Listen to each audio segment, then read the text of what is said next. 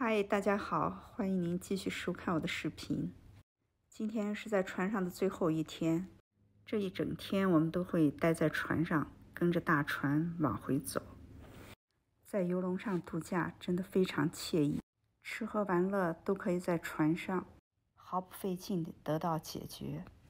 这是我第一次坐这种游艇出行，之前还担心会晕船，没想到大船非常的平稳，一点不适的感觉都没有。有了这次的适应能力，下次我们可能会定一些天数比较长的旅行。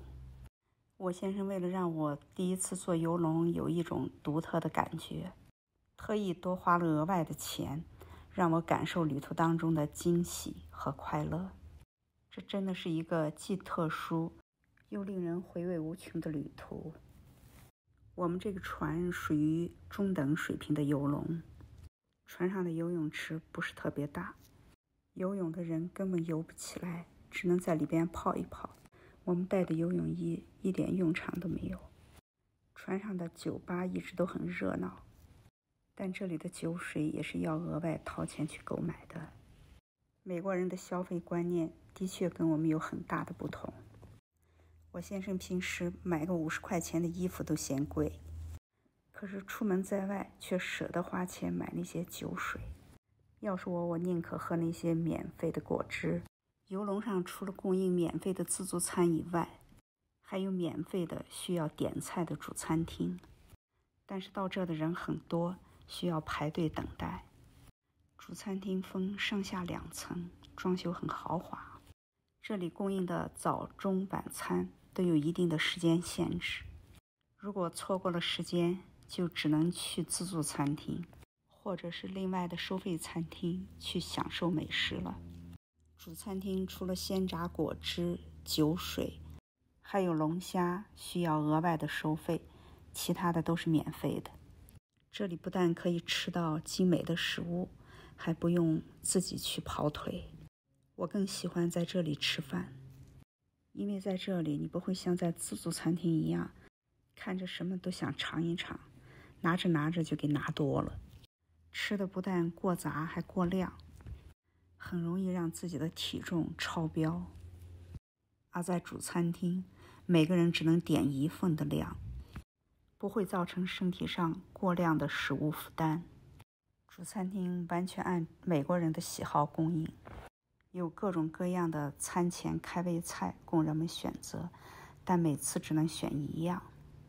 主食一般都是牛肉、鸡肉或者是鱼肉，搭配一些蔬菜，看起来也非常的赏心悦目。饭后甜点也是美国人的最爱，我先生从来都不会错过他的巧克力蛋糕加冰激凌。按照这种吃法吃下来，我先生不知道又要增加多少体重了。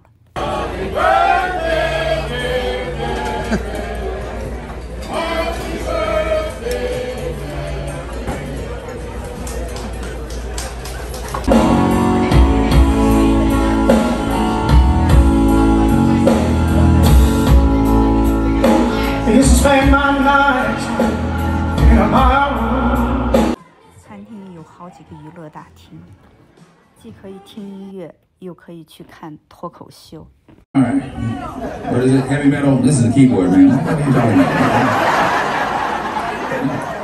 船上还有很多小商店，如果缺什么也可以在这里买到。现代社会只要把钱带够，走哪都不怕。船上还有一个赌场，供喜欢赌博的人娱乐。我以前总是喜欢玩一玩赌博，但是现在已经没有多大兴趣了。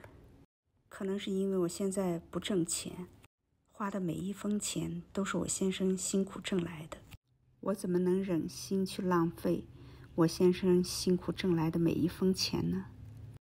但我先生知道我喜欢玩那个，就要给我100块钱让我去试一试。我在老虎机上玩了几下，输了10块钱，我就赶快打住，不能再输下去了。有这个功夫，还是陪我先生来看看脱口秀。虽然我不能够完全听得懂，但看到我先生哈哈大笑的样子，我也为他感到高兴。